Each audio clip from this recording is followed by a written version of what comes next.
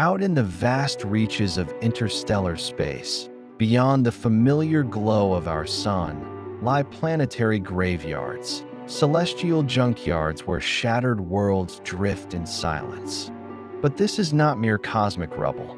These are clues. These are fragments of stories too immense for any one telescope to capture. They are the aftermath of violence. Worlds torn apart by gravity. Planetesimals pulverized by ancient collisions. Moons cracked and strewn across systems. But amid this wreckage, something remarkable begins: creation.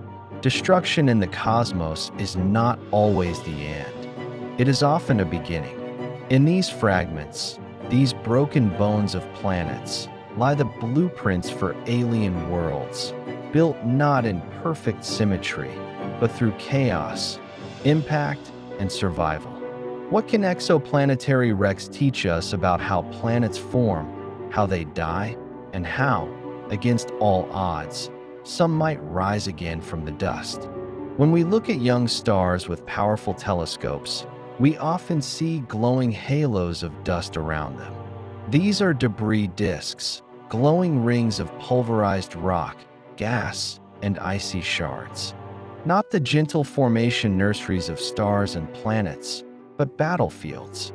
Debris disks are the scars of creation. They're what's left when planets are forming or unforming. Tiny grains of rock, once part of larger worlds, now orbit like ashes in a solar wind. These disks aren't static. They're alive with motion. Collisions between planetesimals stir up clouds of dust. Gravity from unseen planets carves gaps. Radiation pressure pushes particles outward. What we see is a frozen moment in a dance that's lasted for billions of years. Some disks are vast and quiet. Others are chaotic and asymmetric, the unmistakable signs of recent violence. The system around HD 172555, for instance, glows with silica and carbon monoxide gas, unmistakable fingerprints of a planetary-scale collision. It's the exoplanetary equivalent of a world-ending asteroid impact caught in the act. Not all planets survive their infancy. Some form too close to their stars and are roasted alive. Others are torn apart by gravitational tides. Some simply collide with other planets, high-speed impacts that obliterate both bodies. In the system Kepler 1520, a doomed planet orbits so close to its star that it's literally evaporating, a trail of dust streaming behind it like a comet. We are witnessing a planet being unmade in real time. Its mass dwindles. Its form disintegrates. One day, it will vanish entirely. But nothing is truly lost in space. Even destruction has utility. The dust and debris that remains may seed new worlds or be accreted onto nearby planets, altering their chemistry or adding new layers of rock, ice, and atmosphere. In some star systems, we've found entire belts of metallic debris, the stripped cores of ancient worlds whose mantles have been blown away. These iron-rich signals, buried in the light spectra of white dwarfs, tell us, somewhere in this system, a world like Mercury once orbited. And now it doesn't. From Earth, or from our spaceborne observatories, we don't see exoplanet collisions directly, but we see their signatures, the fingerprints of wreckage scattered across space. Infrared light reveals warm dust where planets once collided. Radio telescopes show cold dust spiraling far from the parent star. Gaps in disks hint at missing material and at the silent passage of forming or vanished planets. The James Webb Space Telescope, ALMA, Hubble, Spitzer, each of these observatories peers into different parts of the spectrum, pulling together a multi-dimensional portrait of destruction and reassembly. What they show us is a universe not in stillness, but in flux, a cosmos of constant revision, where nothing stays permanent, and even planets have life cycles. Sometimes, these observatories witness echoes of colossal impacts. The light they receive today began its journey hundreds or thousands of years ago, a silent wave from a shattered world, finally reaching us with its faint, tragic glow. In the beginning, there is dust, not the romantic stardust of poetic science, but literal, microscopic particles, iron-rich, silicate-based, icy, volatile-laced. These grains crash into one another, electrostatically cling, and over time, form pebbles. The pebbles become boulders. Boulders become planetesimals, and then gravity takes over. But this isn't a gentle progression. It's violent. Each step is a gauntlet. Collisions vaporize. Gravity pulls bodies into chaotic spirals. Some worlds survive. Others are blown apart. The Earth may not exist without such collisions. One such impact, perhaps 4.5 billion years ago, likely led to the formation of our moon, a Mars-sized object slamming into the proto-Earth, flinging rock and metal into orbit, eventually coalescing into the satellite we see today. Wreckage doesn't just destroy, it assembles.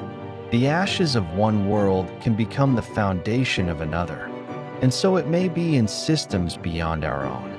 Planets rising from debris, moons forged from fragments, even life, perhaps, seeded by the tumultuous chemistry of planetary destruction. But debris isn't always constructive. Sometimes it becomes a threat.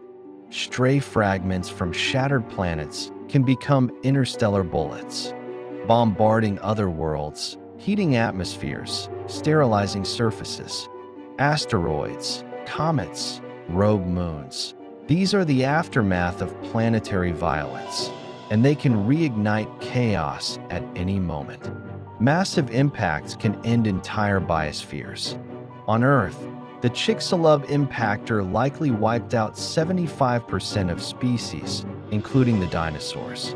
What happens when an even larger world collides? What if two Earth-sized exoplanets crashed into each other? Observations suggest such events have occurred, and may be far more common than we once thought. In the grand story of planets, destruction is not the exception, it's the norm. What matters is what comes after. In the distant future of a planetary system, the star begins to die. It swells into a red giant, shedding layers of itself, engulfing inner planets. Eventually, it collapses into a white dwarf, small, hot, and faint.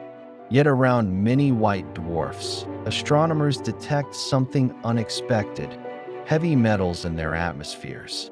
Iron, calcium, magnesium. These elements should not be there. They should sink into the dwarf's core. The only explanation: planets, moons, or asteroids are being torn apart and falling in.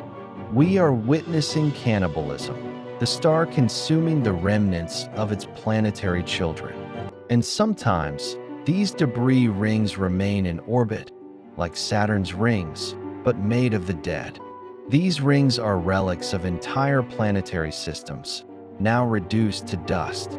In the light of white dwarfs, we read the obituary of worlds. Wreckage isn't just rock. It's chemistry, it's geology, it's planetary DNA. By studying the fragments of destroyed exoplanets, their spectra, their elemental ratios, we begin to understand what alien worlds are made of. Some show signs of water-rich material, evidence of past oceans or icy moons. Others are dry, metallic, the cores of stripped planets. These clues help us sketch what kind of environments once existed. Were there atmospheres? Water? Volcanism? Tectonics? Could such a world, before its destruction, have harbored life? The chemical remnants may even guide us in searching for habitable exoplanets. If we know what building blocks made up habitable Earth-like planets, We can look for the same ingredients in systems far away. Even in death, alien worlds teach us how life might begin. In the grand scheme of the universe, death begets life. Stars are born from the collapse of old stars.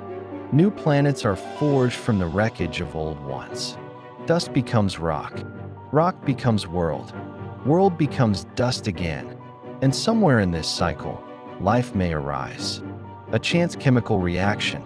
A warm tide pool on a molten planet cooled by time. A spark in the darkness. Wreckage is not an end. It is a crucible, a refinery, a prelude. In every destroyed planet, there lies the potential for something more. A moon, a new orbit, an atmosphere, maybe even a future observer looking back, wondering how their world came to be. The cosmos is not static. It is not peaceful. It is not kind. It is a battlefield of gravity and motion. But amid the wreckage, there is beauty. There is meaning. There is the architecture of survival. Exoplanetary debris tells us how common violence is in planet formation and how incredibly resilient planetary systems must be. They teach us not just how worlds die, but how they live, how they evolve, how they change, and perhaps, most profoundly, how something extraordinary can emerge from destruction.